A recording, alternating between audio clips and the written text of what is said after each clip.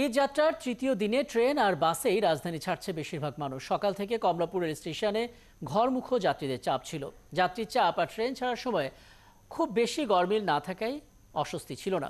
Online ticket জালিয়াতিতে জড়িতদের বিরুদ্ধে ব্যবস্থা নেওয়ার হুঁশিয়ারি দিয়েছেন রেল উপদেষ্টা। আর বাস যাত্রীরাও স্বাচ্ছন্দ্যে বাড়ি যেতে পারছেন। কেউ কেউ বাড়তি ভাড়া আদায়ের অভিযোগও করছেন, তবে বাস মালিক কর্তৃপক্ষ বলছে অন্য কথা। আরও জানাচ্ছেন সৈকত সাদিক। কমলাপুর রেল স্টেশন ঈদযাত্রার তৃতীয় দিনে সকাল থেকেই ঘরমুখো মানুষের ছিল উপচে পড়া ভিড়। আপনজনদের সঙ্গে ঈদ করতে পরিবার পরিজন নিয়ে রাজধানী ছাড়ছে মানুষ।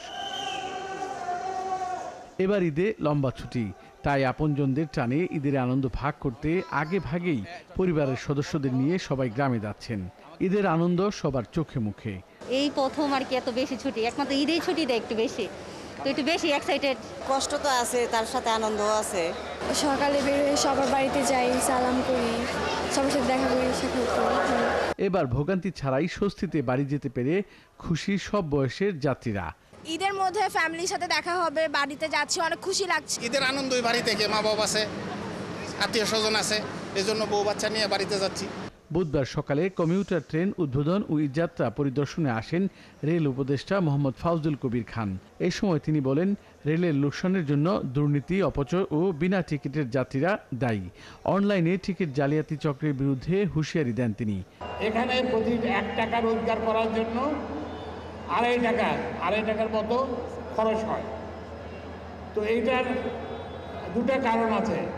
একটা কারণ হচ্ছে যে রেলওয়ের দুর্নীতি, রেলওয়ের যে অপচয় সেটা দেয়, এবং আমরা সেটা যাতে কমে, দুর্নীতি যাতে কমে এবং অপচয় যাতে বন্ধ হয়, সেই জন্য আমরা কার্যকর ব্যবস্থা নিচ্ছি।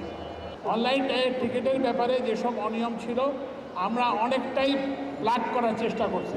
রেলের পাশাপাশি অনেকে দূরপাল্লার বাসে চড়ে ফিরছে গ্রামে। গাবতলী, মহাখালী ও সায়দাবাদ বাস টার্মিনালেও সকাল থেকে যাত্রীদের ভিড় ছিল। রাজধানীর সায়দাবাদ থেকে বাসে চড়ে বাড়ি যাচ্ছে চট্টগ্রাম, নোয়াখালী, কুমিল্লা, সিলেট কিংবা বরিশাল সহ দক্ষিণাঞ্চলের মানুষ। লম্বা ছুটিতে স্বাচ্ছন্দ্যে পরিবার সঙ্গে ঈদ করতে যাচ্ছে, এতে খুশি সবাই। ফ্যামিলি আগে দিচ্ছি যাতে ভিড়ের ভিতরে আর কি না যাওয়া লাগে, আজকে কম আছে এই জন্য। ভাই যে মজা করবো, কাজিন সব কাজিন মিলে একসাথে হবো, সবাই একসাথে ঈদ করবো। অনেকদিন পর বাবা মার সাথে দেখা করতে যাচ্ছি, মজাটা অনেক, ঈদের আনন্দ সবার সাথে ভাগাভাগি করতে পারবো। অনেক যাত্রী বাড়তি ভাড়া আদায়ের অভিযোগ করেন, তবে এটা মানতে নারাজ পরিবহন সংশ্লিষ্টরা। না, ভাড়া না। সৈকত সাদিক, ৭১, ঢাকা।